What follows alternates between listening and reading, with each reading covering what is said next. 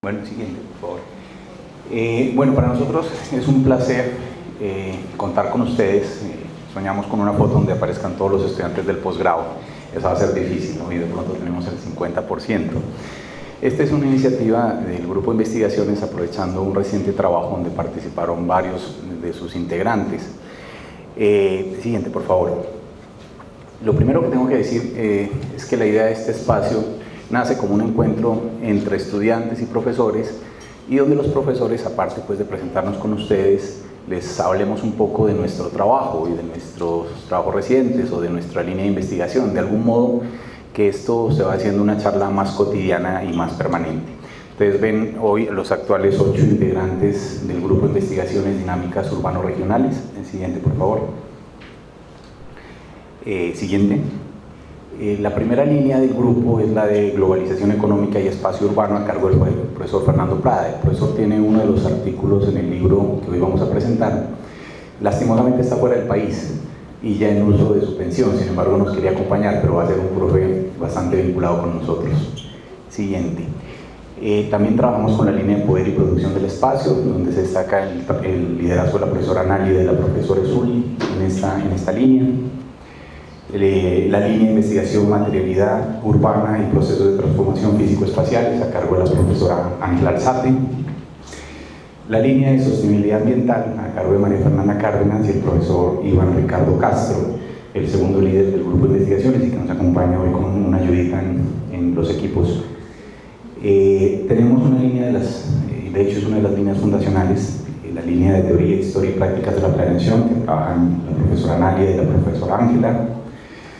La línea de espacio público, teoría, métodos y proyectos, donde trabajamos varios profesores. Ahí han cargado trabajos la profesora María Fernanda Cárdenas, la profesora Zuli y yo. El profesor Daniel Santana tiene a su cargo la dirección de la línea crítica de las economías políticas metropolitanas y regionales, y finalmente la profesora Zuli Quinchier, nuestra actual directora de la escuela, dirige la línea de cultura y territorio. Siguiente. Lo que vamos a presentar hoy ya la facultad lo ha habilitado para descarga directa. Ustedes pueden entrar a este link y pueden bajar uno de los 7 libros y consultar un trabajo muy interesante que se realizó en los últimos años. Este es el link siguiente, por favor. Y bueno, lo que quisiera presentar de inicio es que este evento sobre todo es para que muchos de ustedes empezaron en pandemia. Algunos no se conocían o no nos conocíamos. De hecho, a mí me pasó con algunos estudiantes que me dijeron: "Hola, profe, yo vi el curso con usted, pero fue en virtualidad", y ni él me reconocía ni yo lo reconocía. Es decir, que aprovechando la presencialidad, pues estos espacios de acercamiento vienen bien. Y en clave de una charla y a través de un trabajo académico. Siguiente. La mecánica de este ejercicio es que quienes nos vamos a parar aquí, en general los autores de los textos, vamos a hablar con ustedes menos de 10 minutos. Para proponer, si hubiera lugar, a un par de preguntas. El profesor Ricardo nos va a ayudar tanto para controlar el tiempo del expositor como el tiempo de ese par de preguntas. ¿Se acuerdan? Este es un espacio distendido, donde si tienen dudas, pues lo interesante es formularlas. Bueno, bienvenidos. Primero le quiero dar las gracias al profesor Juan Pablo Duque, que fue el editor de este libro, y agradecerle por acompañarnos, y me parece que lo más oportuno es que él nos dé unos primeros minutos sobre su concepción pues de esta colección y de este ejercicio en particular. Juan Pablo, muchas gracias. Listo, muchas gracias, Juan. Bueno, muy buenos días para todas y para todos, un gusto estar aquí, muy agradecido por la invitación. Mi nombre es Juan Pablo Duque, yo soy profesor de la Escuela del Hábitat, pero fui el decano de la Facultad de Arquitectura en los periodos 2018, 2020, 2022. Cuando llegamos a la decanatura tuvimos varios propósitos. Muchos quedaron en el camino y siguen en el camino. Uno de los propósitos fundamentales era mostrarle a la comunidad, no solamente interna, sino a la sociedad en general, la validez de los trabajos que se hacen al interior de la universidad, de la facultad y de cada una de las escuelas, encabezados por profesores de altísima preparación y calidad académica. Es decir, plantear la posibilidad de que los profesores mostraran y nos mostráramos lo que cada uno consideraba como fundamental de su ejercicio al interior de la universidad. desde el punto de vista de la docencia, de la investigación y de la extensión. Es indudable que una de las escuelas que más protagonismo tiene en estos tres ámbitos es la Escuela de Relación Regional. Yo aprovecho inclusive para felicitarlos porque el grupo que tienen es uno de los grupos más consolidados de la facultad y que de alguna manera puede dar un buen nombre a esta facultad. Bueno, uno de esos propósitos entonces con los que llegamos fue hay que divulgar lo que hacen los profesores y eso nos llevó a plantear una convocatoria que literalmente iba a tener unos ámbitos ya especificados según las escuelas. Por eso son 6 libros correspondiendo a cada una de las 6 escuelas y uno adicional en el que quisimos darle la voz a los estudiantes, qué pensaban ellos sobre los temas. Afortunadamente la respuesta de los profesores pues, fue muy interesante. Una aproximación de 100 profesores de la facultad participaron un poco más del 50%, lo cual ya es bastante valioso porque los profesores tienen sus propias dinámicas, muchos no podían, estaban ocupados con otras investigaciones, etc., pero participaron más de 50. Eso no implicaba que necesariamente se publicara lo que planteaba, y ese es el otro valor. Todo lo que ustedes van a ver fue sometido a pares evaluadores ciegos, de altísima calidad también seleccionados según los procesos editoriales de la universidad, y lo que vamos a presentar hoy en el libro pues tiene que ver entonces con el resultado de estas, que es muy interesante. ¿Sí? Bueno, digamos que para felicidad nuestra es uno de esos proyectos que se pudo terminar independiente de esa crisis terrible que enfrentamos a partir del 2018, crisis económica, para presupuestar para las universidades públicas, situaciones pues, sociales, luego una pandemia que nos recorta absolutamente todas las posibilidades de gasto, etcétera, etcétera. Al final, después de mucho esfuerzo de los profesores por aportarle a eso, pero también de la facultad para poderlo llevar a cabo, pues el resultado se vio el año pasado, que consiste pues, en esta colección, que hay que entenderla como una sola, es un solo producto, ¿cierto? No son 7 productos independientes, sino un solo producto donde tenemos al menos un crisol de miradas. Y la intención inicial no fue mostrar un pensamiento unívoco, sino todo lo contrario, mostrar que hay un pensamiento totalmente diverso al interior de esta facultad. Y por tanto ustedes podrán encontrar muchas miradas distintas, ¿cierto?, de cada una de las especialistas sobre cada uno de los campos epistemológicos que proponen la comisión. Pues hicimos también entonces un proceso editorial luego de la entrega y la evaluación de los trabajos, que fue pues, también un trabajo dispendioso, producir un libro en Colombia y sobre todo un libro académico, de universidad pública es muy complicado. Es muy complicado, hay muchos ítems que uno tiene que llenar. Obviamente esto implica no un gasto sino una inversión que hay que justificar plenamente y al final pues hacerlo de la mejor manera posible, que no sea un lujo, ¿cierto?, pero que sí sea un elemento que realmente valga la pena ofrecerle a la sociedad al interior de la universidad, pero también en general. Sigamos.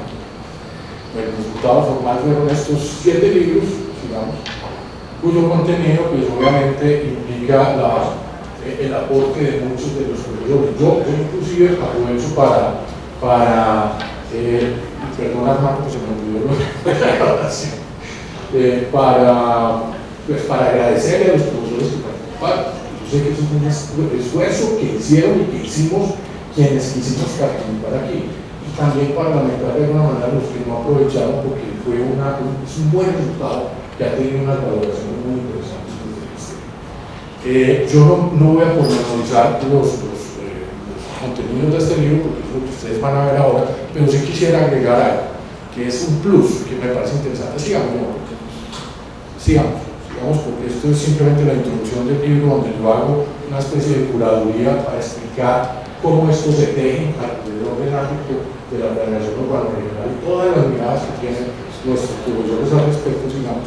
Pero quiero destacar esto: quienes pertenecen al medio de la arquitectura entienden que el reconocimiento por parte de instancias externas del oficio pues es interesante. Obviamente vamos a lo enorgullece y todo, pero también es la forma de divulgar, ¿cierto?, de amplificar la divulgación de lo que hacemos aquí.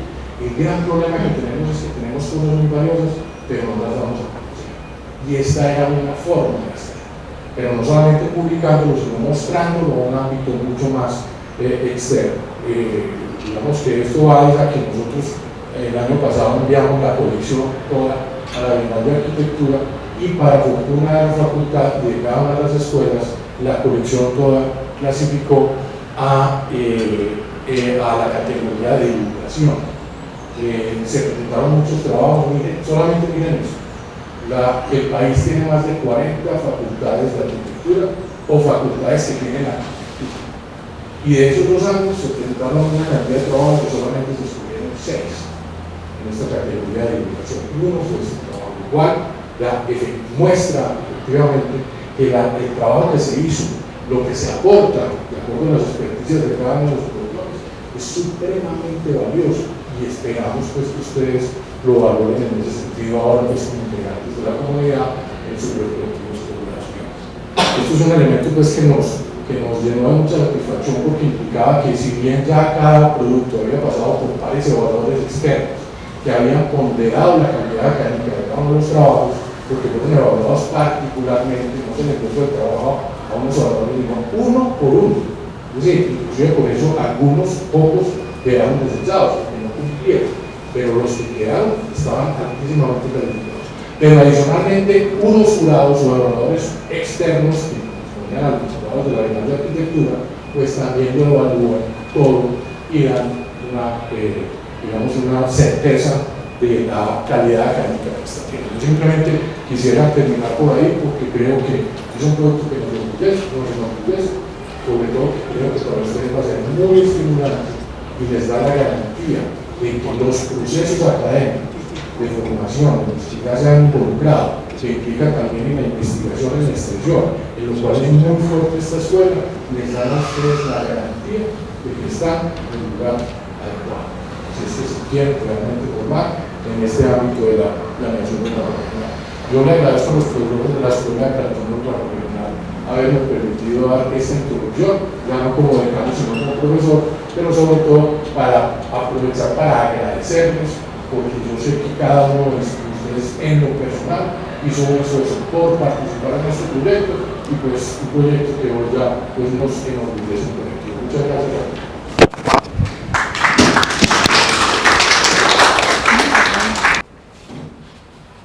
Buenos días para todas y para todos. Pues, primero me disculpo porque hoy estoy un poco afectada a la garganta, entonces no voy a poder hablar a 1000 por hora como acostumbro a hacerlo para los que lo saben. Voy a tratar de hablar un poco más pausado. Por aquí voy a poner el cronómetro. Tengo 10 minutos. Bueno, digamos que en este pues, primero agradecerle al grupo de profesores de la Escuela de Planeación por abrir este espacio para poderles contar un poco, por lo menos introducir a este ejercicio pues, que se presenta en, digamos, en esta colección de la facultad. En mi caso pues participé, bueno, voy a intentar introducir el capítulo, ¿cierto? No voy a contarles todo, no me da tiempo, pero también un poco la estrategia de las películas y le cuento todo, después nadie lo va a leer. Entonces la idea es que por lo menos alguna motivación quede para que luego tengan el interés de poderlo leer. Yo participé en este proyecto con un trabajo que venía realizando desde hace algún tiempo, más como un interés personal derivado del desarrollo de mi tesis de doctorado, y era preguntarme un poco por las tipologías de la planificación y la gestión urbana en Medellín, ¿cierto? Tratar de hacer un rastreo frente a las trayectorias de esa planificación de la planificación urbana en Medellín, tanto desde la perspectiva de las trayectorias profesionales como de las reflexiones académicas que se iban haciendo en la planeación. Entonces, como invitación de la anterior decanatura del profesor Juan Pablo Duque, que era reflexionar frente a esos temas de planificación urbana, digamos que un poco el interés que me venía motivando, digamos que partí como de 2 preguntas. Una primera pregunta era cuáles han sido los enfoques y las trayectorias de la planeación y la gestión urbana en Medellín, comprendida esta tanto desde las iniciativas legales derivadas de la acción del Estado, como desde la contribución de la academia. Entonces, por un lado, pues está la práctica profesional, que no es una práctica profesional liberal, ¿cierto? Como ocurrió, por ejemplo, en la primera mitad del siglo XX, sino que ya a partir de la institucionalización de la planeación, ya es una planeación que está derivada directamente de la acción del Estado, por lo tanto esa práctica profesional no es liberal, insisto, y ahora vamos a ver cómo la forma de Estado que la soporta, pero también desde la reflexión de la academia, porque en la segunda mitad del siglo XX, pues, digamos, se institucionaliza la planeación, pero también, digamos, se institucionaliza desde el nivel, digamos, municipal, como oficina de planeación, pero también nace, digamos, como carrera de posgrado, que es la carrera de posgrado en planeación física urbana, que nace en 1967, que es justamente la maestría que algunos de ustedes están cursando en este momento. Esa es la primera pregunta que moviliza la investigación, y la segunda es cuál es el estado actual y cuáles son las perspectivas futuras frente a los principales desafíos del proceso de urbanización contemporánea. En cuanto a los antecedentes, digamos que antes de revisar sus tipologías que se pueden rastrear, digamos, por ejemplo, en las tesis de posgrado, y que como, digamos, como punto de partida teórico utilizo las categorías de Marcelo López de Sousa. Entonces, digamos que hay en la primera mitad del siglo XX, hay unas demandas urgentes del proceso de urbanización en materia de administración y políticas públicas. Hay una práctica del urbanismo que se ejerció bajo una forma de la laissez-faire, es decir, una forma liberal, ¿cierto?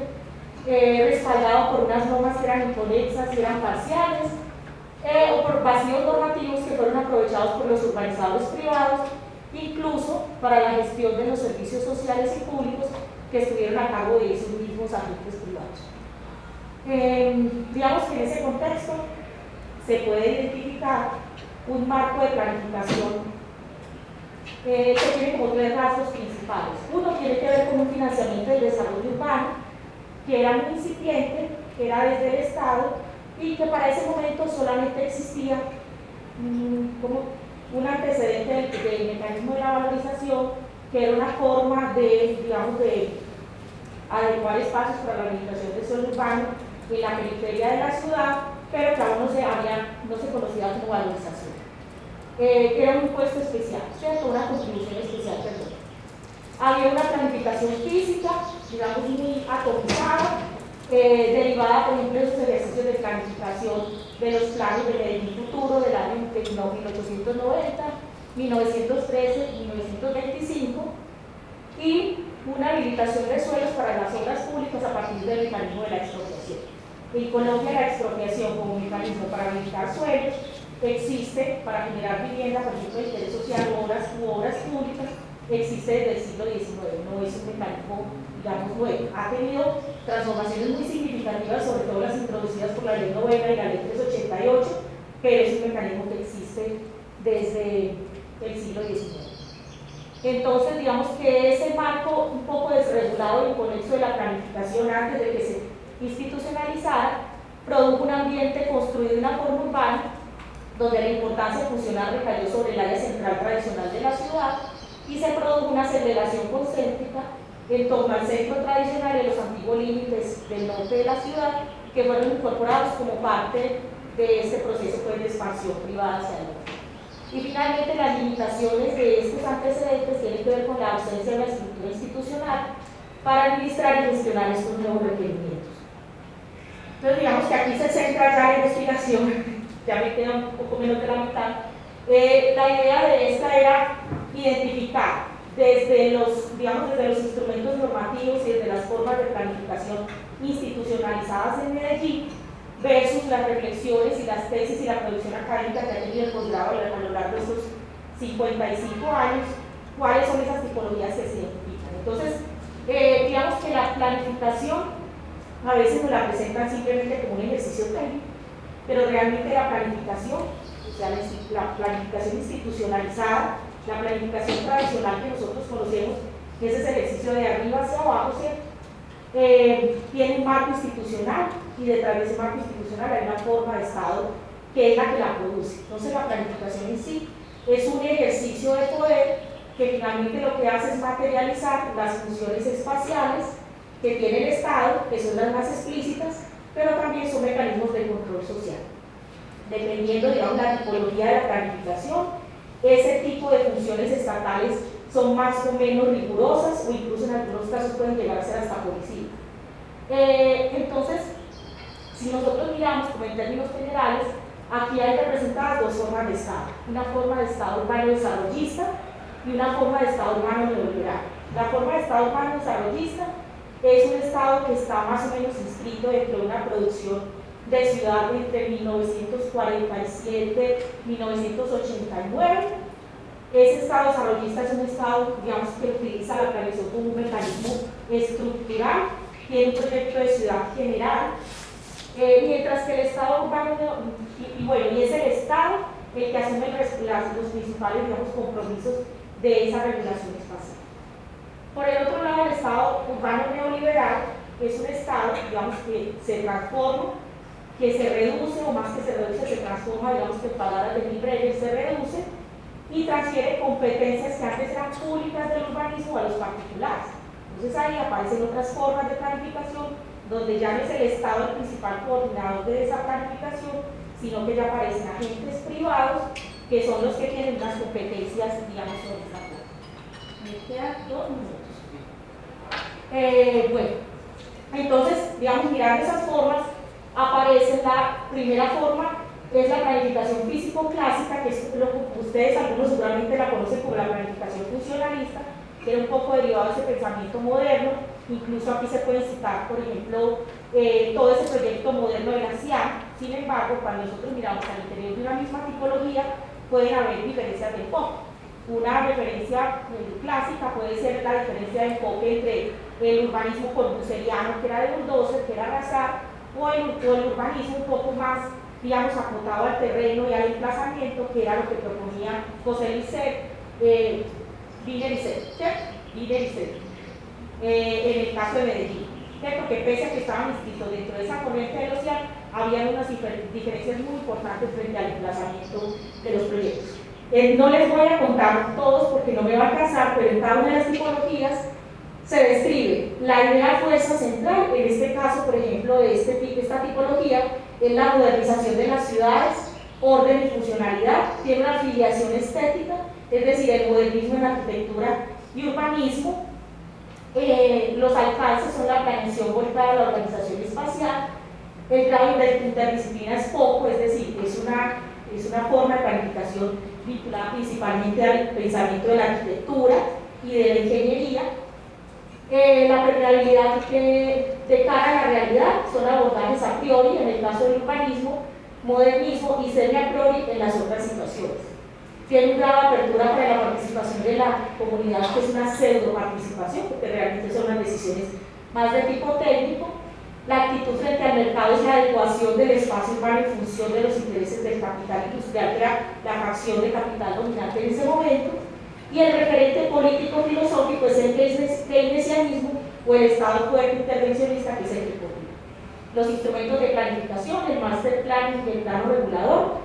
Y ya a partir de acá empiezan a aparecer las otras tipologías. No me voy a detener en ellas porque ya el tiempo no me da, pero me parece importante es porque en esta tipología la planeación y la gestión urbanas sistémicas o cientificistas, era el giro científico en ese momento, nace la escuela, nace el posgrado en planeación física urbana de esta facultad, nace en el contexto de que la planificación ya no es un asunto simplemente estético y funcional, sino que es un asunto científico que tiene que estar mediado por la economía, por la estadística, que ya la ciudad, digamos, tiene que tener unos marcos científicos que avalen esa producción, digamos, de esos planes de ciudad.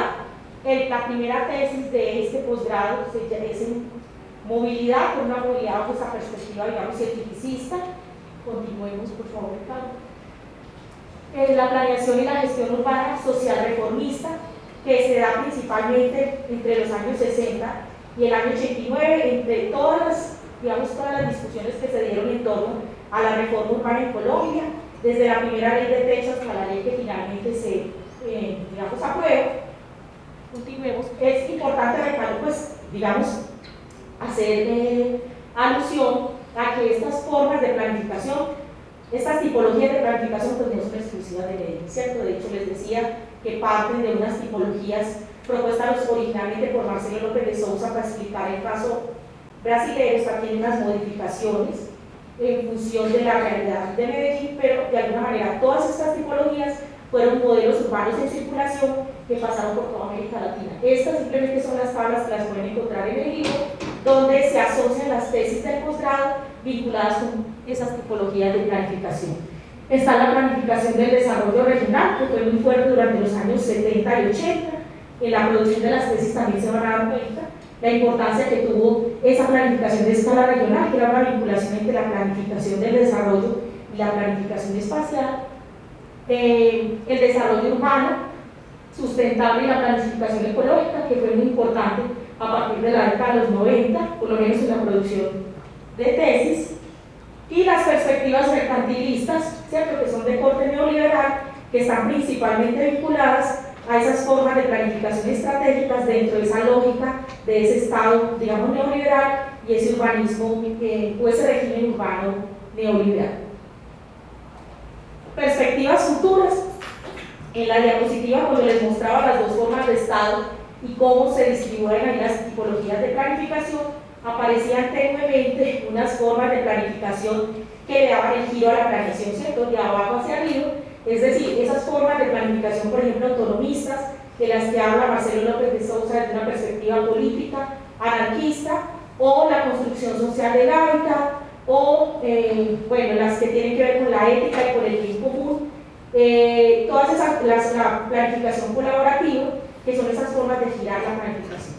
En resumen, la planificación, digamos, pese a todas las muertes que le han decretado, todavía tiene, digamos, un asunto pendiente por resolver, y es el punto donde se toman las decisiones. Esa disputa que sigue siendo tan fuerte frente a esas formas tradicionales de planificación de arriba hacia abajo, pues tendrá que someterse, digamos, a unas reflexiones profundas, porque finalmente son las comunidades las que tienen, digamos, la competencia de ordenar y pensar, digamos, en ese tema. Entonces, como a muy grandes rasgos, esta fue el ejercicio que se planteó. Muchas gracias. Bueno, este trabajo fue como la continuidad de un ejercicio más en compañía con la administración municipal. Inicio pues un contacto con la administración municipal en torno a la primera formulación del POT de Medellín en el año 99. Y era que tenía a cargo el Observatorio de Suelo y Mercado Inmobiliario en ese momento, años 98, 99, 2000, y sirvió entonces como referencia para indagar qué estaba pasando en torno, digamos, a la forma como se estaba desarrollando la ciudad. Y por eso el planteamiento se hace en torno a la gestión del suelo, sobre todo como ese recurso base para el desarrollo de la ciudad, y que estábamos encontrando nosotros alrededor, o cuando hacíamos esas lecturas, los distintos estados de desarrollo, los barrios que se iban generando, sobre todo la lectura que hacemos de ciudad, una ciudad central muy planificada, con todos los estándares que se han venido mencionando, pero una realidad de ladera muy dura, ¿cierto? Donde las condiciones que se reflejan en el producto vivienda arrastran una serie, digamos, de variables que están asociadas a las comunidades, pero sobre todo a procesos históricos.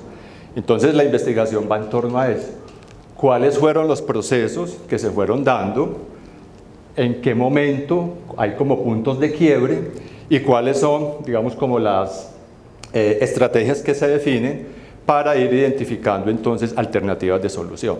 Por eso se habla entonces en algunos casos de planeación, de financiación, de intervención, de diferentes instrumentos que se van generando, y en especial esa lectura de cuando pasamos de siglo, un nuevo o un primer POT de la ciudad, ¿qué planteamientos deja ese documento como tal? ¿Y cuál es la apuesta?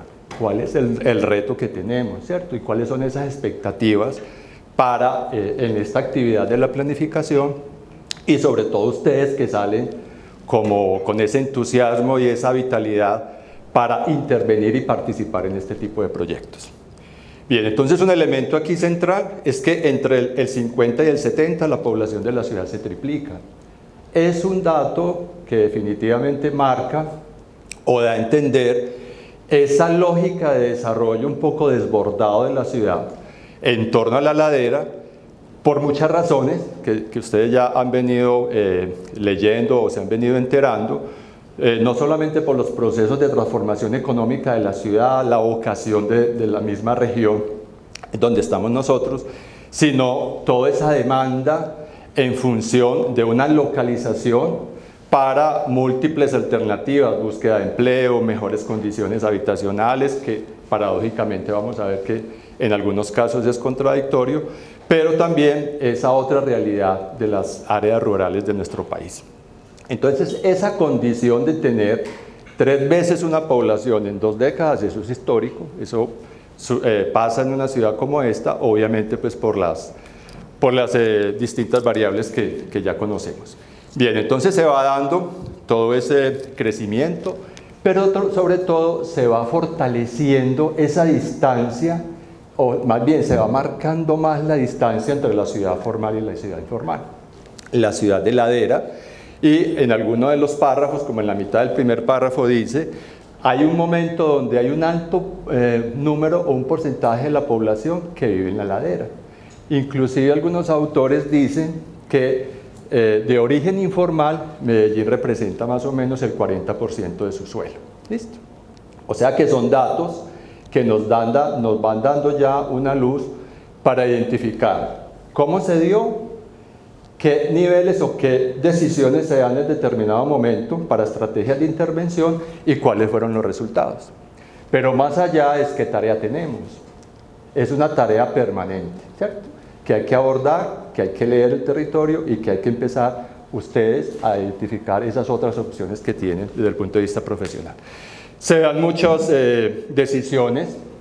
Para el caso de PM, ahí lo dice, la política de habilitación vivienda, porque, como lo mencionó la profesora Ángela hace un momento, las principales acciones fueron polisivas. Entonces, los grupos de control del municipio iban a la ladera a desalojar, era una relación de choque. Pero sin embargo, ya en determinado momento, para esa década del 60, EPM como tal ya identifica que es una realidad muy compleja y que les va a habilitar, que le va a dar servicios públicos. En muchas reuniones de planificación se menciona que EPM también va a un ladito de estos procesos. Algunos lo han llamado pues, básicamente como que es imposible controlar esto, pero que de alguna manera se termina legalizando esos procesos de informalidad, obviamente con unos niveles de control importantes. Bien, entonces voy subiendo a nivel de temporal, y ahí se muestra entonces del nivel nacional qué tipo de políticas se empiezan a establecer y sobre todo las acciones. Un ejemplo de ellos, mejoramiento integral de barrio, uno solo de los ejemplos de los instrumentos que se han utilizado y que del nivel nacional ya empiezan a generar una reflexión en torno a qué vamos a hacer, ¿cierto? Inclusive a principios de los 2000 apenas sale una ley nacional que delegan los alcaldes en los municipios todos los procesos de legalización. Bien, entonces aquí vamos avanzando. ¿Cuáles han sido los agentes que participan en estos tipos de programas?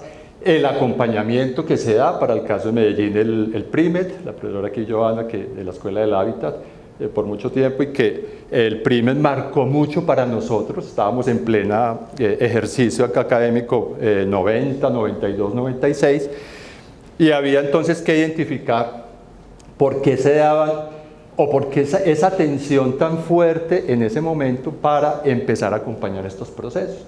Algunos autores mencionan, si hubiéramos entendido el proceso de la informalidad urbana, hubiéramos obtenido unos mejores resultados, sobre todo porque era el deber de los técnicos en ese momento acompañar dichos procesos.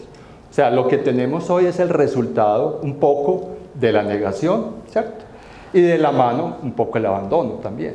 Entonces, esa otra mirada que se da alrededor de lo que tenemos que hacer es interesante porque eso no se detiene. Entonces, acá muestro un ciclo donde partimos de la informalidad, de lo ilegal en absoluto, donde el Estado toma una posición, ¿cierto? La primera parte es titular, es dar título de propiedad. Eso ya es una mirada, ya es un avance. Cuando las familias tienen ya un documento, es interiorizar esa pertenencia, pero no es suficiente dar el título. Entonces se empiezan a identificar otros mecanismos donde se acompañan ya los procesos para lograr mejores condiciones. Entonces se da el tema de la regularización, reconocimiento de construcciones, se genera norma específica, aquí lo hemos hecho desde la Facultad de Arquitectura, hemos generado norma para la informalidad acompañando a algunos municipios y se llega a un tercer nivel que es todo el tema urbano donde no es suficiente titular, reconocer construcciones, sino regularizar. Regularizar significa dar unas condiciones de habitabilidad donde el entorno ya juega un papel muy importante, es decir, cómo logramos nosotros dar un equilibrio desde el punto de vista de ciudad, ¿sí?, donde esa distancia tan marcada entre lo ilegal y lo formal, sobre todo por ese porcentaje tan importante de la población que participa en esa condición, ya es un cambio de mentalidad. Entonces ahí empezamos a ahondar en el tema del proyecto urbano integral. Nace de ese principio de década 2004 más o menos, se ejecuta 2004-2007 para el caso del Metrocable, que el área de investigación era la Estación Andalucía de Metrocable. Y alrededor de eso, entonces, toda una serie de variables identificadas para hacer, pues, como todos los escenarios posibles.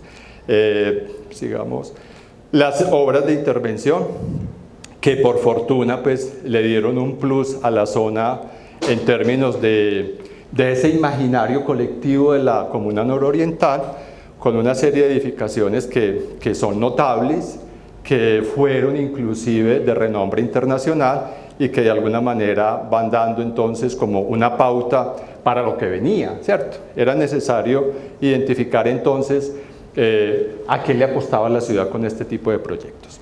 Se le pegó también, porque estuve en la DU en esa época hablando con el director o subdirector de vivienda de la DU, y el tema de la vivienda vino después, porque el proyecto urbano integral era urbano, pero fue la oportunidad para todo este tema de intervención de vivienda, lo que conocemos como el proyecto Juan Bovo. Entonces ahí vemos unas imágenes que aparecen en múltiples publicaciones, pero se lee claramente esa transformación, sobre todo porque era lo que había, era la posibilidad entonces de mejorar unas condiciones. Parte de las familias que estaban en el borde de la quebrada fueron a ocupar las nuevas habitaciones, pero de alguna manera todos los estándares urbanísticos se intervinieron y mejoraron.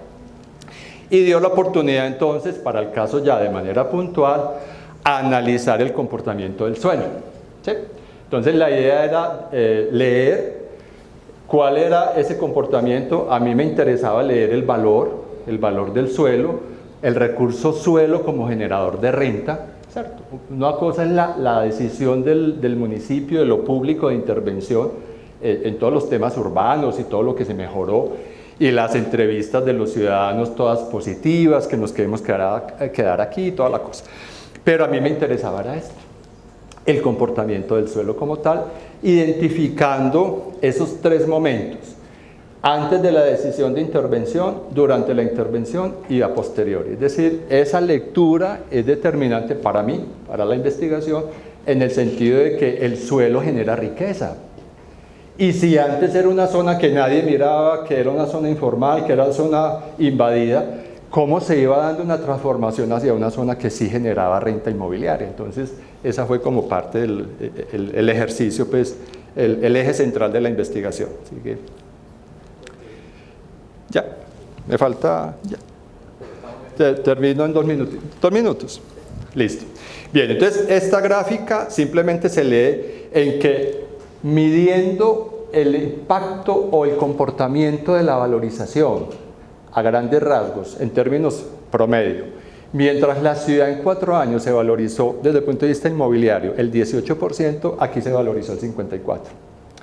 Ese factor, esa medición que nosotros hicimos, dio como resultado que una decisión de intervención desde el punto de vista público mejora no solamente todas las condiciones que hemos mencionado y que son claras en las imágenes, sino también, bueno, ¿y para dónde va ese rendimiento económico? ¿Cierto? ¿Qué mecanismos de retorno tiene el municipio? Y aporte la investigación, sigamos, usted ya lo lee, se genera un ejercicio de simulación, pero quiero llegar a la última imagen. Conclusiones. Aquí está todas como los distintos momentos, pero quiero detenerme un poquito en la última, que es la que sigue. ¿Qué se tiene hoy o en ese momento del desarrollo, de finalizar esta investigación y que abre posibilidades para ustedes de continuar otras investigaciones? El debate sobre el tema de reparto de cargas y beneficios. Fundamento de ley poco aplicado. Casi que exclusivamente al tema de normas urbanísticas, discutido, que en Medellín son muy altas las obligaciones, que en una parte, que en otra, pero ¿qué se tiene hoy? En torno a un deber ser de corresponsabilidad. ¿Sí? O sea, casi que el particular tiene su posición rentista, el Estado tiene su posición de mejorar condiciones globales y a nivel de comunidad, pero ¿cómo se aplica? Esa es una línea de investigación que no se acaba. El reto de financiar otras zonas. Si le invirtió la alcaldía un presupuesto público a un sector, lo mejoró y generó altas rentas, ¿qué va a pasar con otros sectores? ¿Qué mecanismo tiene de captura, de retorno de esa inversión? En ese momento no lo había, solamente el catastro que venía después. Generar instrumentos de captura de rentas, realizar estudios permanentes es un mecanismo, leamos, definamos variables, identifiquemos territorios, porque esto alimenta decisiones de política pública en adelante. Y por último, generar cambios en la reglamentación. Es lo que nosotros debemos de hacer desde acá. Contribuir, demostrar, ¿cierto?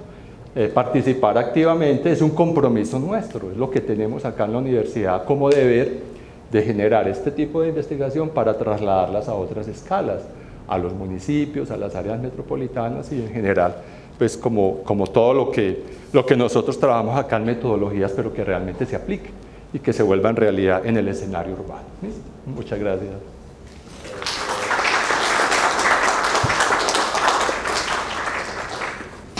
Uno de los problemas de la planeación es anticipar el crecimiento, y vos lo mostrás en esa gráfica. En la correspondencia que José Luis Ser tenía con técnicos europeos como Siegfried Hedin, hay una carta que él le manda tan pronto recibe el encargo y le dice, me dieron el contrato de hacer el plan para Medellín, que es una ciudad del tamaño de Zurich, pero que está creciendo más rápido que Sao Paulo. En el plan, con todo lo generoso que intentó hacer Ser, él anticipaba que la ciudad iba a crecer de 350.000 habitantes en 50 años. O sea, cuando él dejó el plan, la ciudad tenía 350.000 habitantes. Él vino aquí a Medellín en 1977 al Congreso Interhabita y casi se desmaya, porque en el 77 la ciudad ya tenía 1.100.000. Es decir, los 50 años que él anticipaba se habían duplicado en 25 años, es decir, y seguimos padeciendo este asunto. Y en segundo, la conclusión de los PUI. Yo sí creo que los PUI siguen siendo una estrategia interesante, pero resulta que el único que en realidad es un PUI es el primero, por esa coyuntura de tener vivienda, y eso no es gratuito, se debe a un asunto, y es que no se va a repetir, que tiene que ver que en 2012 liquida Corvide y el Estado no manda dinero a ninguna entidad, sino a la EDU, la entidad de la EDU. Y es la única vez en la vida donde hemos visto que una sola entidad se dedique a diseñar la vivienda más el entorno. Eso que parece tan sencillo no sucede. Entonces, una agenda de la vivienda, del espacio público, de los equipamientos. Y curiosamente, en esa elección del primer PUI, la cereza del pastel es Juan Bobo. ¿Sí? ¿Cómo se debe hacer la semejante en sitio? Es Juan Bobo. ¿Por qué no se ha repetido? Precisamente por las complicaciones que tiene hacerlo bien. Y el tiempo es una de esas, que no se puede relativizar. Bueno, no solo muchas gracias. Bueno, para continuar, seguimos con la profe Zuli Quinchía, que nos va a exponer su trabajo, profe. Ahí es importante precisar que en el capítulo damos cuenta que si bien esa dimensión espacial, ese acercamiento espacial en las ciencias sociales en unos momentos ha sido marginal y digamos ha limitado la potencia y la capacidad analítica de esta categoría, no ha estado ausente. Y otro tópico importante dentro de los desarrollos de este planteamiento tiene que ver con el reconocimiento de la configuración de lo que podría denominarse una teoría alterna latinoamericana y que desde nuestros contextos permite entender esa cuestión espacial también con ese enfoque interdisciplinar. Dentro de esas discusiones frente a la cuestión espacial en las ciencias sociales, se hace un recorrido pues, por distintos autores Se presenta pues la evidencia teórica de cómo ha sido ese abordaje, pero la puerta de entrada es con Wallerstein, cuando nos plantea cómo ha sido desde el siglo XIX esas aproximaciones y esa marginalidad que adquiere esta connotación espacial, y así hacemos un recorrido entonces en el capítulo siglo XIX hasta llegar a la actualidad y que el lector pueda reconocer cómo se van dando esos virajes desde esa dimensión espacial. ¿Qué nos aporta entonces este capítulo en cuanto a comprensiones de esa dimensión espacial en la acción colectiva? Es que a la medida que vamos haciendo ese tránsito teórico, vamos reconociendo hoy dentro de la acción colectiva que hay una conciencia espacial de los actores que producen esa acción colectiva. Eso está muy relacionado con discursos y con pretensiones de una justicia espacial en los territorios. Para el contexto latinoamericano, colombiano y de Medellín, ya eso toma un tinte particular alusivo a la defensa del territorio, y el territorio aparece entonces como un espacio de disputa y de resistencia. Y digamos que este es uno de los aspectos característicos de eso que yo reconozco como una teoría alterna latinoamericana que apunta a esa dimensión espacial de la acción colectiva. Acá entonces una síntesis de lo que caracterizaría esa perspectiva territorial latinoamericana. Insisto, es una perspectiva en la que confluyen conocimientos de la geografía, la sociología, la antropología, ¿cierto? Es difícil reconocer una única disciplina que produzca todo este bagaje teórico y conceptual. Lo primero es que hay una tradición analítica dentro de esta perspectiva, pues, que se instala en el conjunto de las ciencias sociales, pero desde una perspectiva crítica.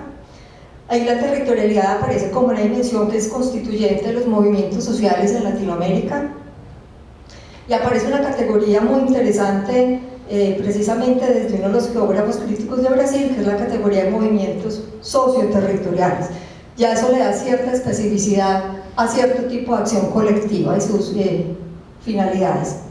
Y dentro de esta categoría de movimientos socioterritoriales, el territorio constituye un espacio de resistencia y es el lugar en el que se resignifica y se crean nuevas relaciones sociales. El elemento en disputa entonces es clave dentro de esta acción colectiva en los territorios latinoamericanos y colombianos. Aquí el territorio se elige entonces como un lugar privilegiado de esas disputas, que no solo son disputas materiales que se limitarían o estarían determinadas por las disputas económicas en torno a las lógicas neoliberales, sino que son disputas de todo orden, incluso de orden simbólico.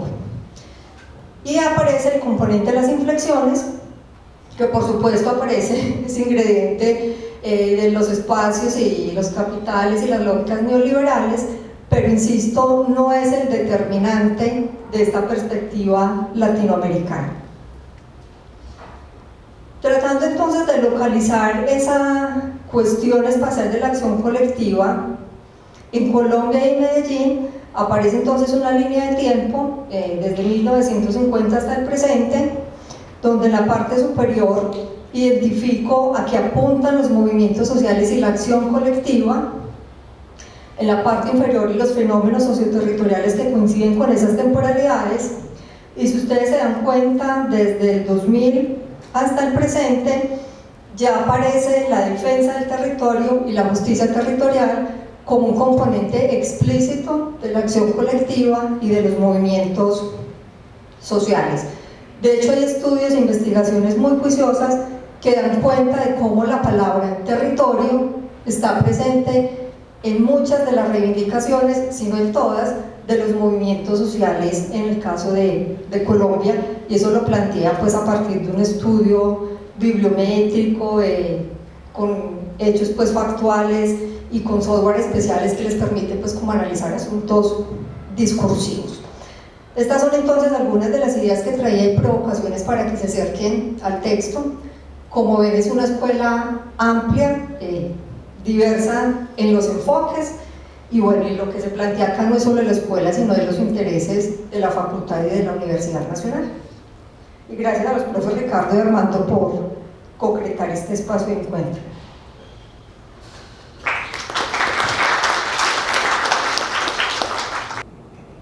Les voy a exponer uno de los trabajos y creo que lo más original es plantear también el origen del trabajo, la curiosidad por hacer ese trabajo. Siguiente, Ricardo, por favor.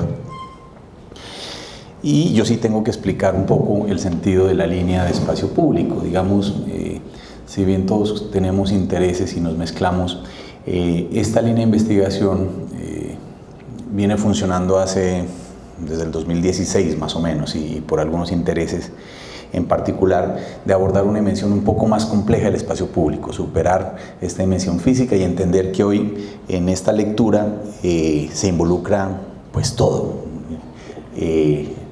la masa y los procesos, como diría Delgado, y por eso estos ejes temáticos empiezan a plantearse en claves muchas veces de cotidianidad, de transformación de la ciudad contemporánea, del peso de las infraestructuras en la nueva lectura de la ciudad, en la movilidad como un definidor formal de la misma ciudad o como un sinónimo del espacio público, o como la evaluación del desempeño, que es una cosa también bastante novedosa, porque vivimos en una cultura que todo lo mide y todo lo acepta en función de su rendimiento, pero curiosamente los espacios urbanos pareciera que no tienen la capacidad de medir ese desempeño. Entonces, si funcionan parece que fue un milagro, y si no funcionan, pues fue el arquitecto que la embarró y lo proyectó mal. Y resulta que hay una cantidad de categoría de criterios que podemos poner en práctica para anticipar el comportamiento de los proyectos. Siguiente. Así que cuando llega la invitación de participar en este proyecto, la pregunta abierta con la que empezó la consulta es, bueno, ¿para dónde van? ¿De qué está hablando usted? ¿Qué es lo que está haciendo? Y la inquietud mía era, bueno, nosotros para ese momento estábamos cumpliendo 50 años de la escuela. Y la pregunta que a mí me surgió inmediatamente es, bueno, ¿y en estos 50 años qué habrá pasado con el espacio público? ¿Cuáles serán las ideas que han venido trabajando, las tesis que han abordado el espacio público?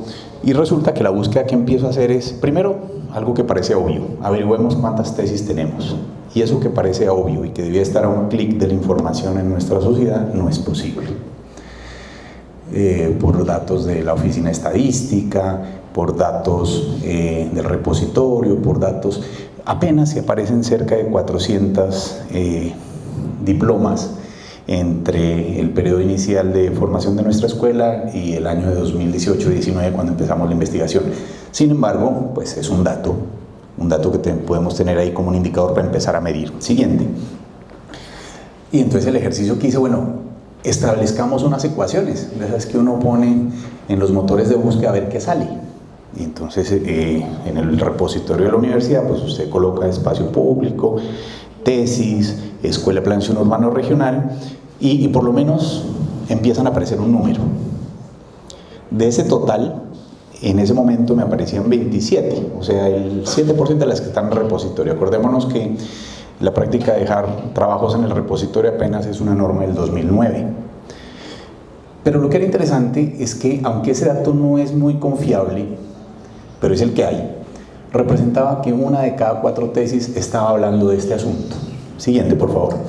Ayer actualicé este dato y ya aparecen con esas mismas palabras en el motor de búsqueda, creo que 121 tesis, siguiente, y con la palabra espacio público 31, es decir, se sigue manteniendo que una de 4 tesis está abordando el tema. Primer hallazgo, el tema es de interés de mucha gente, o sea, por eso están haciendo tesis. Siguiente.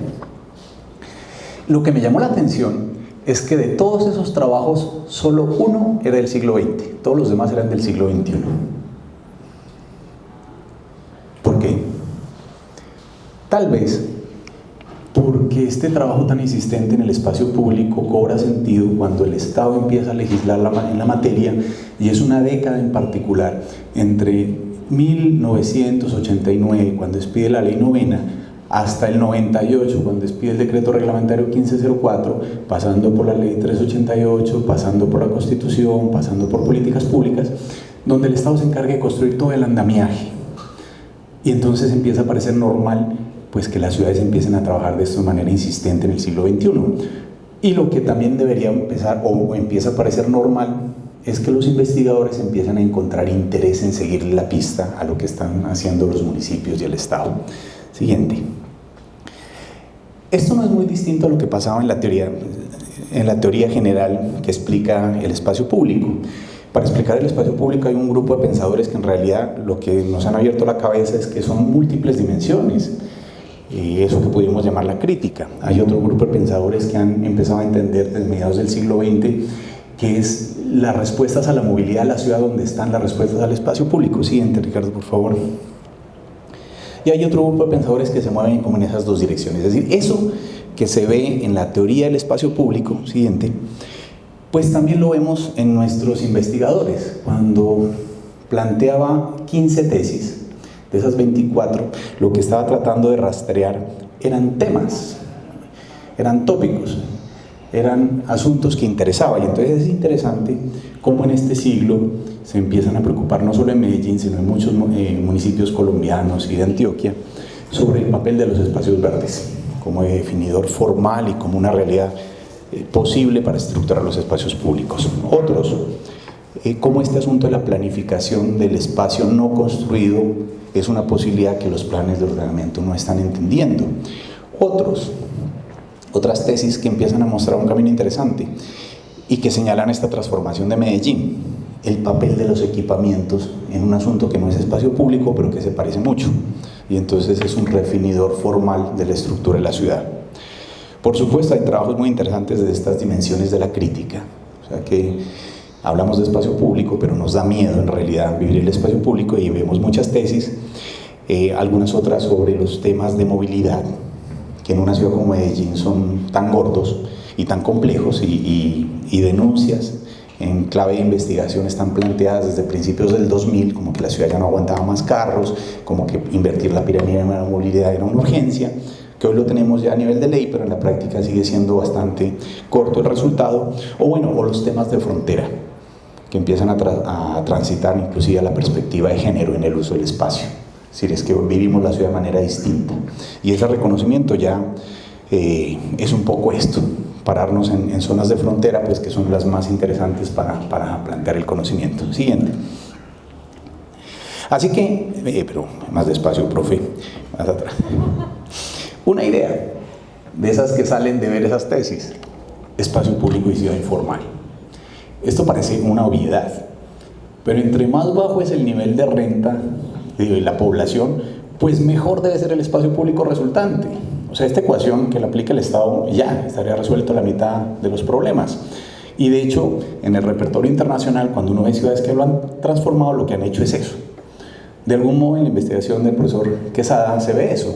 Intervenciones como el PUI fueron muy inteligentes en esa lógica del segundo hombre, y precisamente por eso las plusvalías se concentran alrededor de las intervenciones.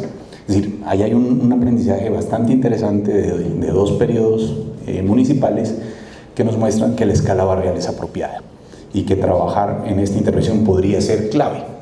Pero bueno, después hablaremos de por qué equivocamos las escalas en otras operaciones o por qué nos dejaron de interesar. Siguiente. El segundo tema que se vuelve de interés es el nuevo peso de los equipamientos, y de hecho un profesor nuestro que se pensionó hace poco, el profesor Luis Da Pena, investigó los núcleos de vida ciudadana. Los núcleos de vida ciudadana fueron la primera estrategia que encontró Medellín para encontrar que la población a la que hay que pararle bolas son los jóvenes. Y desde ese momento, y estamos hablando de los 90s, los jóvenes se volvieron el target de los planes de desarrollo. De algún modo, intervenciones nuevas como los parques biblioteca, las uvas y demás no son mejor réplica, pero de manera temprana Medellín entendió que en este trabajo de los equipamientos hay una posibilidad muy grande de suplir una deuda histórica. Siguiente. En temas de espacio público y movilidad, pues hay mucha tela que cortar, y bueno, yo insisto que con lo bueno y con lo malo, Medellín es lo que más se parece a una ciudad en Colombia, y una de las razones tiene que ver con tener un sistema de transporte como el metro, que ya se empieza a quedar corto, pero que en las ciudades donde esto ha tenido más avances, las implementaciones de los sistemas de transporte son el pretexto para involucrarse en transformaciones más complejas de otro orden, entre esas espacio público o movilidades alternativas. No se hizo con el metro. Se hizo muy poco con el tranvía. Hay una tesis que dirigimos sobre el tranvía de Ayacucho y muestra que el proyecto en realidad solo se resuelve con un problema de infraestructura, no con un problema de diseño urbano. Y seguramente le pasará lo mismo al tren liviano de la 80. Siguiente. Bueno, ¿y qué sigue? Reflexiones para el futuro. Tal vez, siguiente, tesis que están en desarrollo. La de Olga Lucía Duque, que muy parecida a un trabajo de los 80 del profesor Viviescas, demuestra que tras el hándicap de pobreza que puede haber en los sectores informales se esconde una riqueza mucho más interesante, que es la de las organizaciones sociales de base o el papel de las mujeres liderando los proyectos. Eso hoy lo llamamos perspectiva de género, antes no tenía nombre, pero era una actuación real. O esta tesis que acabamos de entregar de Nicolás Díaz Granados, un antropólogo que se escribe antes de la pandemia, lo coge la pandemia y la ciudad en pandemia es otra cosa. Entonces, claro, la estrategia es cómo vivimos en una ciudad que le cogió miedo al otro, al contacto al otro, a vivir el espacio público y que tiene que vivir con normas de asepsia y distanciamiento. Una de las estrategias que Nicolás encuentra es que hay la posibilidad de disfrutar de la ciudad a través de estrategias distintas, de ese viandante, del ciclismo interpretativo como una aproximación a llegar a la ciudad. Tal vez un tema de frontera, es que nos cogió a todos. Este artículo lo escribimos con algunos compañeros de ustedes, tal vez ubican a Susana y a Sara, precisamente reflexionando qué ha significado en Medellín el COVID. Y algunas de las respuestas del artículo es que los retos después de pasar por el COVID no son muy diferentes a los de antes del COVID, solo que el COVID nos los mostró con una lupa ampliada. Y de eso hoy tenemos que ser más conscientes y donde la arquitectura tiene mucha responsabilidad. En el trabajo de estos proyectos pues nos ha obligado como a involucrarnos con colectivos, es decir, si estamos invirtiendo en la movilidad, la pirámide de la movilidad, el primer ejercicio es trabajar con los peatones. Hace un par de años hay un proyecto de colaboración con colectivos como este que tienen en pantalla, que lo que intentan es resolver el problema de acceso de los niños a las escuelas, garantizar que puedan llegar de manera segura. Esta iniciativa de pequeños pasos es un ejercicio que hemos venido trabajando hace un tiempo y los resultados son importantes, aunque modestos en su arquitectura. Siguiente. De la línea hay una colaboración, una de las más recientes es esta última con la Universidad de Singapur, donde hay un pequeño ejercicio en clave de esto del espacio público en la informalidad, donde comparamos estrategias de actuación en barrios de baja renta en Asia y Latinoamérica. Y es sorprendente lo efectivo que esto puede ser y lo económico que esto puede ser. Es decir, estas son como respuestas desde estas ciudades que algunos llaman radicales, desde los urbanismos emergentes que son los que nos caracterizan a nosotros, de pocos recursos pero de más participación. Siguiente. Desde el año pasado está la conformación del semillero Espacio Público, Ciudad, Espacio Público y Vida Cotidiana, y tal vez uno de los últimos retos es esa última transparencia, Ricardo, la invitación a participar en un concurso internacional en un sector de Singapur que intenta descarbonizar esa pieza de la ciudad y donde el trabajo del espacio público pues ese es el eje estructurante. Bueno, esta era la invitación para el artículo. No sé si hay preguntas. No, entonces la profe María Fernanda, que llegó justo a tiempo. Bueno, yo les voy a hablar un poquito sobre en el primer capítulo del libro de la escuela, del que supongo pues ya todos tienen como conocimiento y contexto. Ese capítulo lo titulé Sostenibilidad Territorial o la búsqueda de una planificación del territorio con base ecológica. Entonces, bueno, digamos que el proceso básicamente me obligó como a pensar en la sostenibilidad como en tres momentos, pues a hacerme, digamos, tres preguntas. Una es cómo se ha entendido, qué se ha hecho en el marco de este cuento de la sostenibilidad, que es, o sea, cómo estamos hoy con respecto a este asunto y para dónde va, ¿cierto? Entonces, básicamente, pues son como esos tres momentos, un poco lo que se explora en el ejercicio que aparece allí plasmado. Para responder a la primera, pues ahí hay un grafiquito que de alguna manera resume un poco en las distintas décadas, desde los 70 hasta pues un periodo más o menos reciente, hasta 2017, cuáles han sido los temas de interés, porque es que este es un asunto que es clave. Pues acá hay varios temas.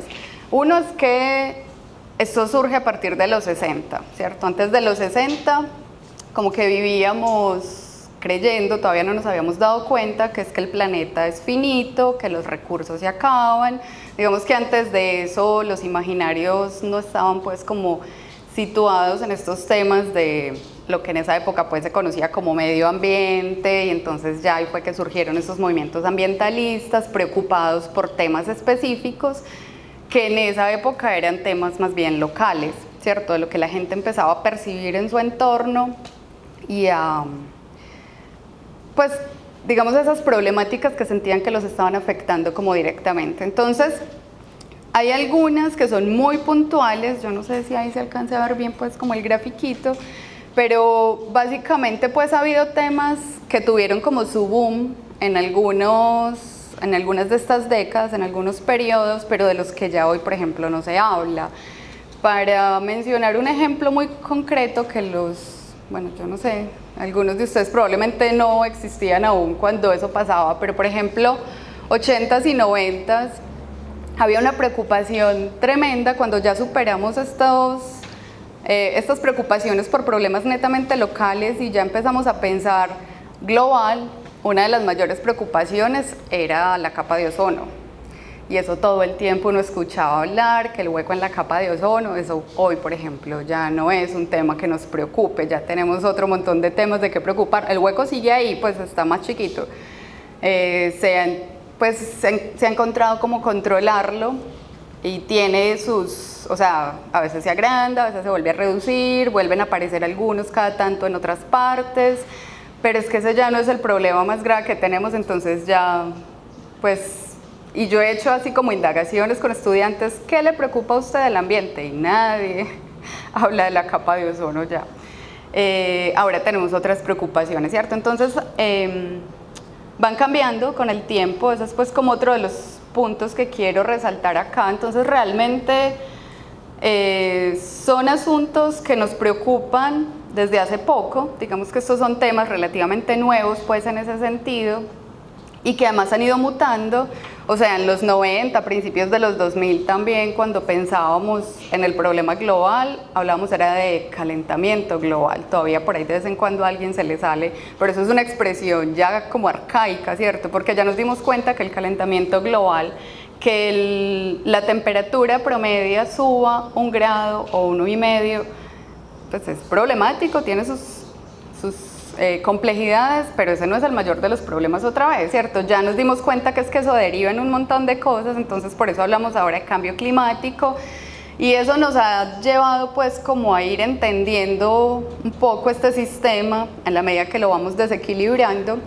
Entonces por ahí pues como que las preocupaciones han ido cambiando pues con el tiempo. Entonces esa es como la mirada hacia atrás.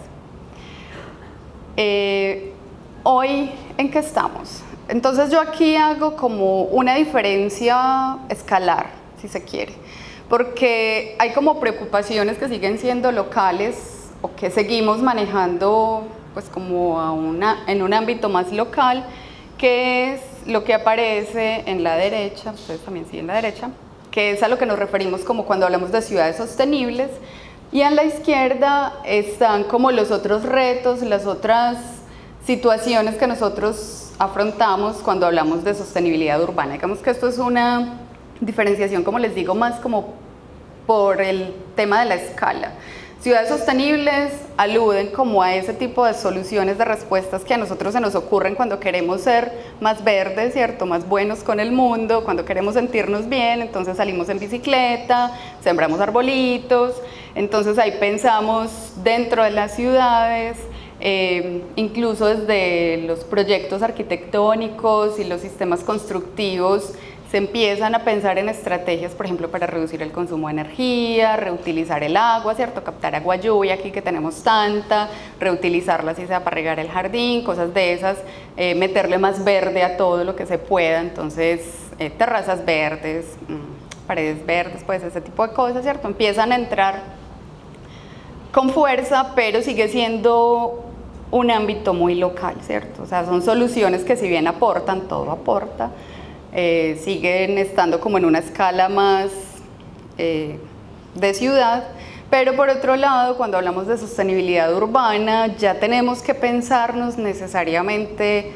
en esas conexiones que tenemos, por muy citadinos que seamos, con el mundo exterior, pues con el territorio que está por fuera de la zona urbana. Entonces eso es un poco lo que encontramos en esa primera columna pues de la izquierda, que tiene que ver con de dónde viene el agua, la energía, los alimentos, a dónde van también pues cuando salen después de que procesamos eso, la contaminación, quién la va a depurar. Ahí entra por ejemplo todo lo de las huellas ecológicas, hídricas, de carbono, de alimentos, etcétera. Pero también hay unos temas que son transversales porque nos preocupan tanto en la escala local como en la escala regional, si se quiere, pues que es como en la que pensamos la sostenibilidad, que son los que aparecen pues no diferenciados por columnas, dentro de lo cual está el tema de amenazas, vulnerabilidad, manejo de desastres, gestión del riesgo, porque eso nos pasa a todas las escalas y a cualquier escala que nos pase nos afecta.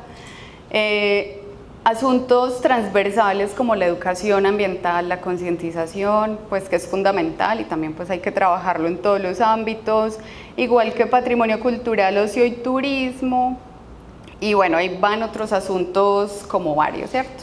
Entonces esta tablita de alguna manera resume un poco en lo que estamos hoy, como les digo, haciendo esa diferenciación escalar, pero sin querer decir que algo es más importante que otra cosa, realmente todo es muy importante, ¿cierto? Y de hecho por eso pues el trabajo como en esta línea de sostenibilidad se mueve en esas distintas escalas, entre lo regional, en algunos casos mirando pues áreas supramunicipales o departamentales, pero en otros casos tenemos que mirar las zonas verdes dentro de una ciudad, para pensar en conectividad, en infraestructura verde, etcétera, ¿cierto? Entonces, tenemos que estarnos moviendo necesariamente en esas múltiples escalas.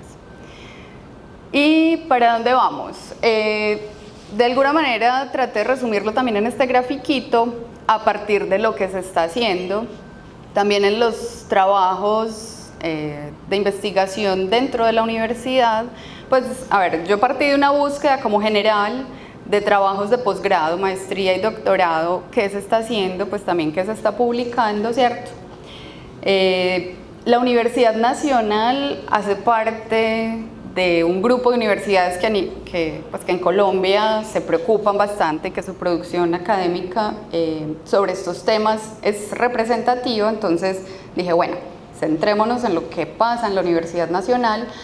Y este gráfico resume un poco los resultados de esa búsqueda, que no hice solo para Medellín, aunque por ahí pues también hay como algunos estadísticos, porque por supuesto Bogotá pues por tamaño, ¿cierto?, de población estudiantil académica, tiene un liderazgo ahí en la producción de cualquier tipo de trabajos, de tesis, de publicaciones.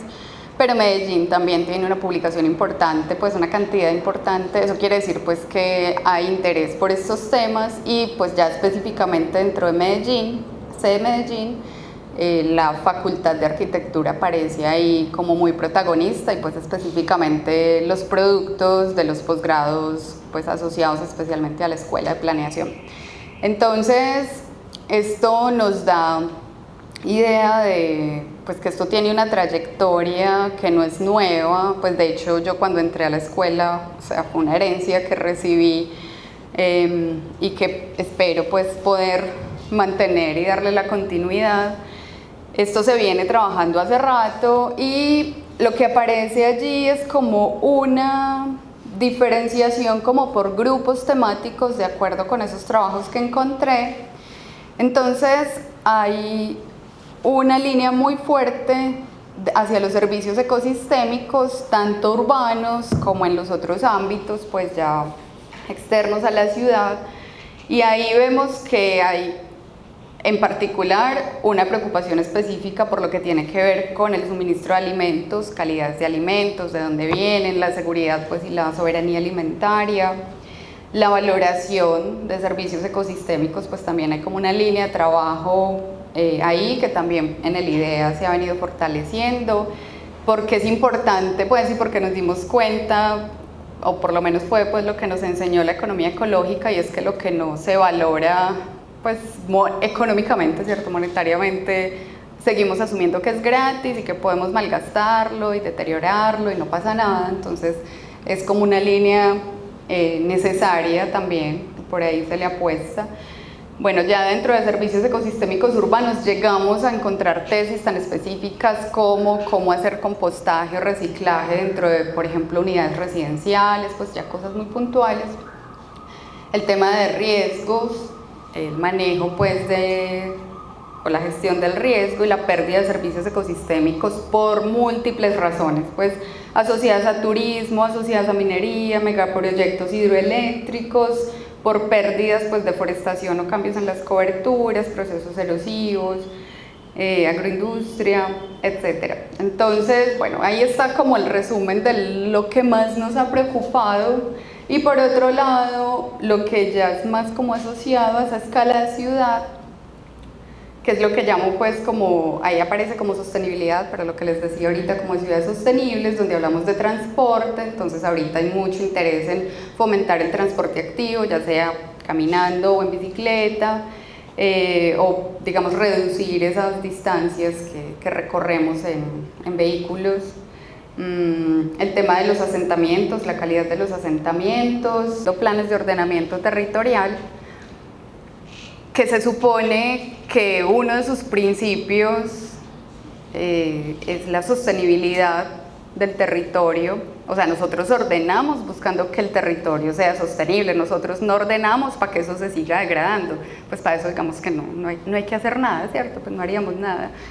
Y de hecho, la sostenibilidad es inherente al proceso de ordenamiento de los territorios. Y sin embargo, lo que uno ve es que a pesar de todos los planes que hemos hecho, de todo lo que hemos escrito, de todos los mapas, de todos los documentos así súper gordos en los que hemos trabajado, de toda la producción que hay, el ambiente se sigue degradando, la contaminación del aire sigue peor, que eso no aparece acá, pero por supuesto es una de nuestras preocupaciones también. El abastecimiento de cualquiera de estos servicios fundamentales a veces se pone en crisis, o sea, lo hemos conversado mucho, pero en la vida real lo que vemos es que los resultados siguen tendiendo pues como a la pérdida de calidad ambiental y por supuesto la calidad de vida de nosotros, ¿cierto? Entonces por ahí hay otro montón de preguntas que empiezan a emerger y es, bueno, lo estamos haciendo mal, ¿qué hay que hacer? ¿Cómo hay que pensarlo? Incluso pues también a partir de sentencias como las que reconocen la naturaleza como sujeto de derechos, porque ahí viene un tema y entonces ¿cómo vamos a ordenar el territorio ya no para nosotros, sino para la naturaleza? Porque ya ellos son sujetos que están al mismo nivel del ser humano, ¿cierto? O sea, por ahí hay un montón de preguntas que me podría seguir, pero ya se me acabaron las diapositivas, ¿cierto? Básicamente eso es como para dejar ahí, la idea es dejarlos pensando más bien. Ya, ¿qué hago?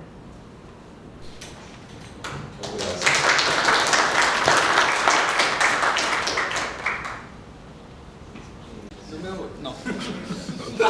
Profe Carlos, no se vaya. Henry. Bueno, no, primero que todo, muchas gracias pues, por este espacio en esta cátedra inaugural para introducirnos también en este diagnóstico en estudios urbanos, las distintas líneas de investigación y cómo está ese diagnóstico desde parte de lo que cada uno de los profesores de la escuela trabaja. En este caso, pues me parece muy interesante la intervención cuando la hizo el profe Henry, que realmente pues relaciona con esto que se trabaja pues en la escuela. Y es una pregunta así más que toda la investigación que nos plantea, y es lo siguiente.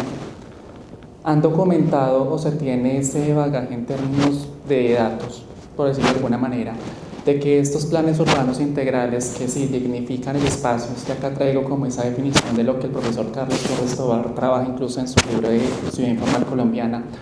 Pero bueno, cuando usted nos presenta este mapa de los isovalores y mirar eso, ¿no? Y lo mismo dice usted, la propia Ángela también lo recalca, cómo se captura el suelo como movilizador de rentas, si termina dignificando realmente esa intervención y si se tiene ese registro en valores de que realmente estas personas que mejoran sus condiciones de habitabilidad a través de esta intervención urbana integral, si tienen ese derecho a seguir teniendo ese valor intrínseco que les provee ese suelo, ¿Por qué lo digo? Pues porque básicamente el mensaje es muy potente y es decir, oiga, eso puede ser un objeto para la ciudad de recolección pues, de tributos, pero que también otras partes de la ciudad que no solamente se localizan en ese sector donde se hizo la intervención, pues también tienen derecho pues, a movilizar rentas a otra parte de la ciudad. Eso pues por una parte para el profesor Henry.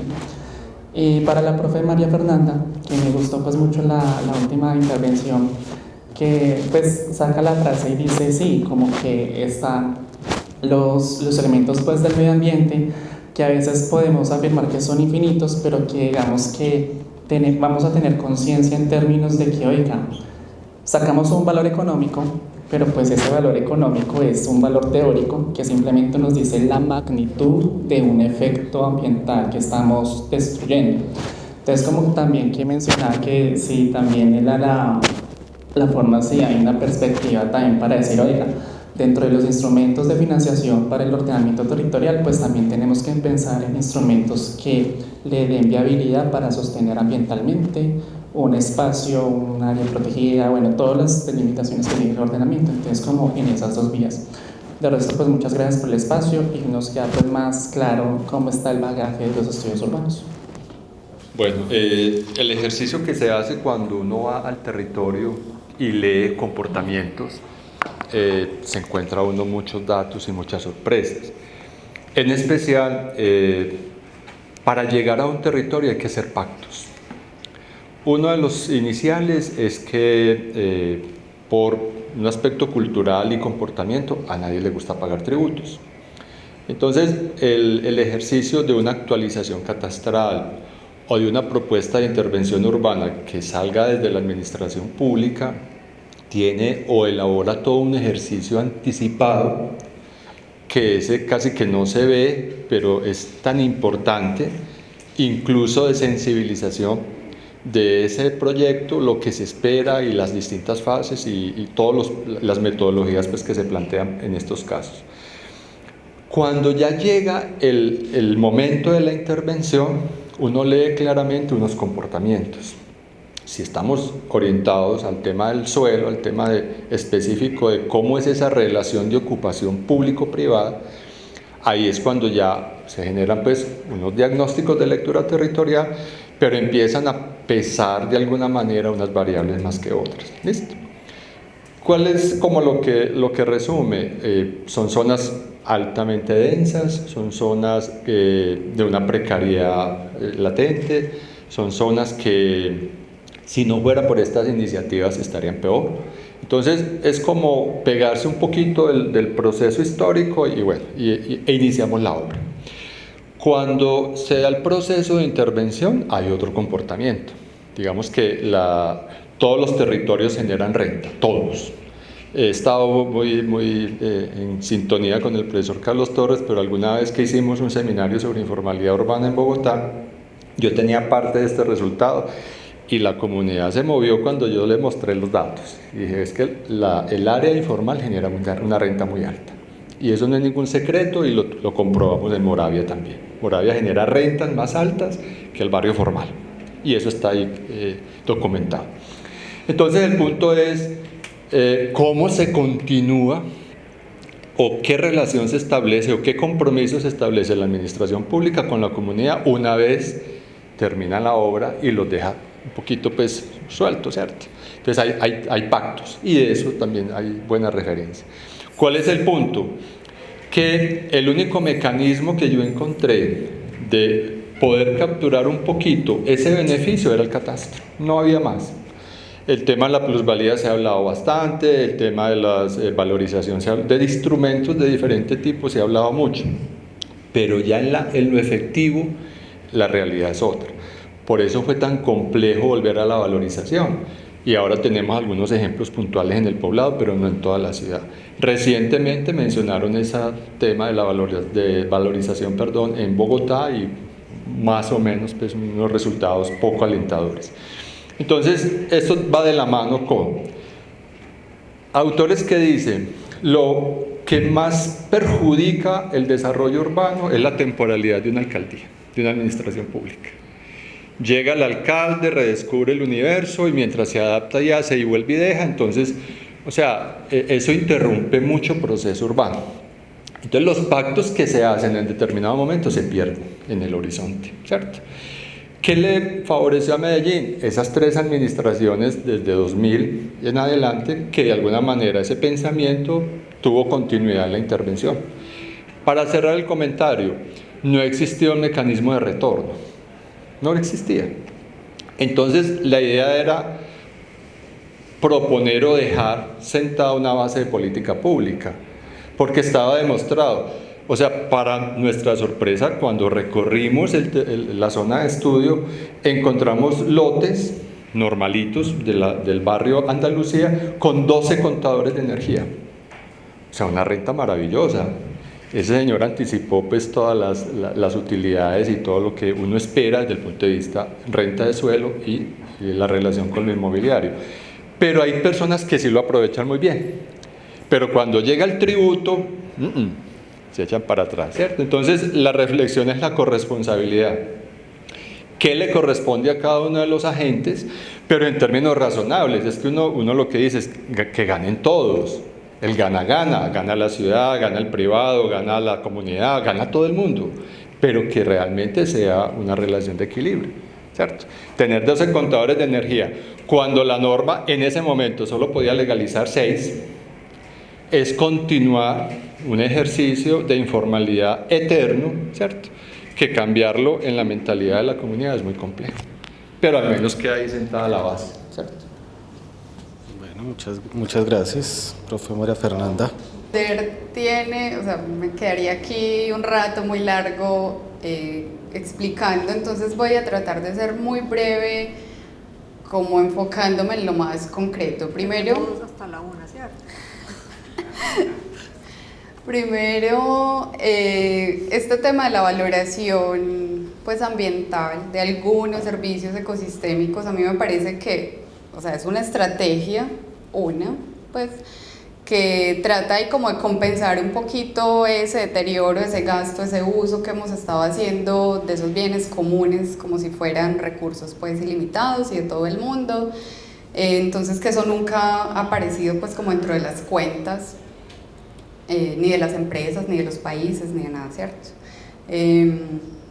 Es una aproximación, pero que definitivamente se queda muy corta, porque cuando uno va a ver en la práctica lo que se valora, a ver, los ecosistemas son tan complejos y la cantidad de servicios ecosistémicos que prestan son tantos y están tan interconectados que solamente entenderlos ya es un trabajo en el que todavía estamos, ¿cierto? Entonces apelamos a modelaciones que por supuesto son simplificaciones, abstracciones, y de ahí lo que se ha valorado, o sea, nos hemos quedado en captura de carbono, que es importante pues, pero no es lo único, ¿cierto? O de pronto algo asociado a abastecimiento de agua, pero en últimas, yo creo que los ejercicios, o sea, todo aporta, pero pues no son suficientes como para uno decir, bueno, ahí está la respuesta, ya con esto vamos a mejorar y a compensar.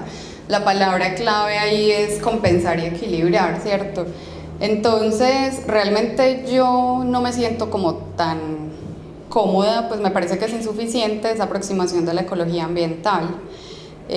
Yo creo que hay que hacer unos cambios pues mucho más profundos que simplemente valorar, que usualmente además se subvalora, ¿cierto? E incluirlo pues en algunas cuantas cuentas. De todas maneras, eso podría servir, pero para que eso sirviera yo creo que tenemos que empezar a equilibrar las cargas y los beneficios, parándonos pues un poco, y señalo a Sebas porque es justamente lo que él está haciendo, analizando en su tesis en este momento, parado en la justicia ambiental, cómo es que realmente, porque nosotros somos usuarios de los servicios ecosistémicos, ¿cierto? ¿Cómo nosotros lo entendemos? O sea, nosotros no nos levantamos todos los días felices y agradecidos con el mundo por tener un aire respirable aún, ¿cierto? Por tener agua abundante y suficiente, por tener alimento, porque para nosotros eso es normal, es común, pero también muy de la mano de lo que decía el profe Henry, si llegaran a cobrarnos algo adicional por ese privilegio que tenemos, que no lo tienen todos los seres humanos, ¿cierto? Ahí sí todo el mundo empieza pues a poner problema, pero, por ejemplo, esos servicios ecosistémicos que nosotros recibimos, hablando solo de agua, un poquito de aire más o menos no tan contaminado, alimentos, eso nos llega a nosotros a costa de unos pocos campesinos que están por allá en la montaña, súper alejada, con un montón de restricciones, con unas economías absolutamente marginales, ¿cierto? Entonces, si nosotros de verdad, si la valoración fuera más equilibrada, a mí me parece que tendría que empezar por compensar y pagarle realmente a la gente el valor pues real de esos servicios ecosistémicos que proveen esos sistemas que ellos están allá conservando o pues o cultivando, si es alimento, ¿cierto? Y nosotros realmente pagar o estar dispuestos a pagar lo que eso vale. Empezando por ahí pues y poniendo un ejemplo muy doméstico, pero pues ya cualquier otra escala pasa lo mismo, solo que en otras magnitudes, ¿cierto? Entonces realmente yo creo que hay que cambiar el sistema pues más profundo, o sea, hay que ir más allá. Esto se nos quedó corto y con esto otra vez son pañitos de agua tibia, todo sirve, pero no vamos a arreglar o sea, el sistema no va a mejorar y no ha cambiado realmente. Bueno, muchas gracias. ¿Alguna otra pregunta? Bueno, muy buenas tardes para todos, especialmente para los profes. A mí me surgió una reflexión y una pregunta pues acá en el espacio para el profesor Armando Arteaga, ¿cierto? Que si bien vemos que las líneas de investigación sobre el tema de espacio público, descubriendo estas palabras, están muy centradas en los últimos 20 años, muy interesante cómo sí se puede medir ese espacio público, esa cuantificación de cuánto es efectivo, por ejemplo en la ciudad de Medellín. Si una investigación de pronto aborda este tema, de cuánto es efectivo para los habitantes es como una pregunta que me surge, y cómo se cruza esto con los espacios, no necesariamente espacios públicos, sino con los territorios rurales, de cómo es esa definición entonces de espacio público en lo rural, porque si bien vemos que 15 investigaciones están muy ligadas al espacio público, bueno, solamente un dato cuantitativo de cuántas investigaciones están por esta línea. Una pregunta es si ese espacio público, si es efectivo en las ciudades o está en desuso, o cómo se genera también ese espacio público también en la informalidad, necesariamente que llegue al Estado. Y otra pregunta está muy ligada es en estas tesis, cómo se aborda entonces esto de espacio de la ruralidad, porque compete a la escuela de alguna manera hacer esa pregunta. Bueno, hay varias preguntas, pero lo primero es que este es un problema del diseño de la ley, porque nos metió el cuento y en realidad es un mito urbano eso que la Organización Mundial de la Salud dijo que con 11 íbamos a vivir bien o ser felices. No hay. Pero cuando hablé con la gente que diseñó la ley, cuando los que participaron en la ley, ellos, el número que tenían en referencia es un dato de Curitiba, que era la ciudad como que en esa época se les seguía la pista. Y el dato de Curitiba se movía más o menos en los 11 metros cuadrados por habitante. Pues estos legisladores, estos técnicos lo dijeron, pongamos 15, eso en el Congreso lo vamos a discutir. El Congreso no discutió realmente. Y entonces viene la pregunta, ¿qué es 15 para una ciudad como Medellín, o como Manizales, o como Bogotá? Muchísimo, imposible. ¿O qué es 15 para una ciudad como Leticia, que tiene la centro al frente? ¿O como Buenaventura, que tiene más al frente? Nada. Entonces, claro, se olvidó reconocer las particularidades de cada territorio. El año pasado, con el curso de espacio público, trabajamos con el Ministerio en la reformulación del decreto 1077, que es el que incluye la versión actualizada por el decreto. Y una de las mayores insistencias era empezar a construir indicadores cualitativos. Para despreocuparse. La ciudad más bonita del país puede ser Barichara, y usted mide el indicador de espacio público efectivo en Barichara y no llega a 1 metro cuadrado por habitante. Y no tiene que ser más grande, ya con lo que tienen es perfecto. Entonces, esa pues como reflexión, que es lo que tiene que ir moviendo el giro de tuerca. Dejar de preocuparnos más por todos los metros que a veces no sirven para nada, que por tener espacios más de proximidad y parques de bolsillo, y que las ciudades estén limitadas.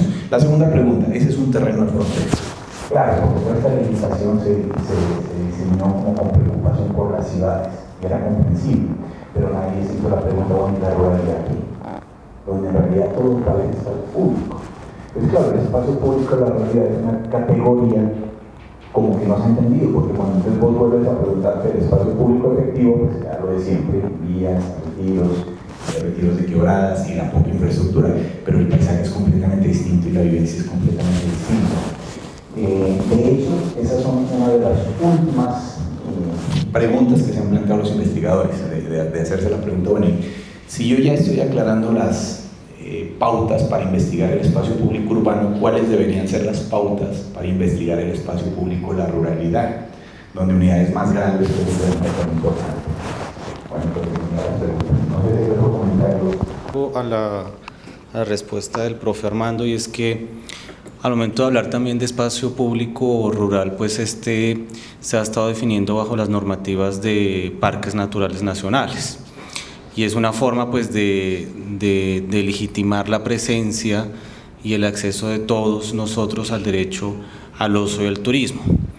Más sin embargo, con la normativa actual y la aplicación de las normas pues no ha sido suficiente y existe un uso intensivo de los espacios rurales sin ningún tipo de gestión, planificación o control por parte de las autoridades ambientales. Muchas de las zonas de turismo en Colombia tienen una grave carga aumentada de daño e impacto ecológico a causa del ecoturismo, por ejemplo, o del turismo rural, que ahora se lo venden a uno pues como lo que tiene que ser, ¿no?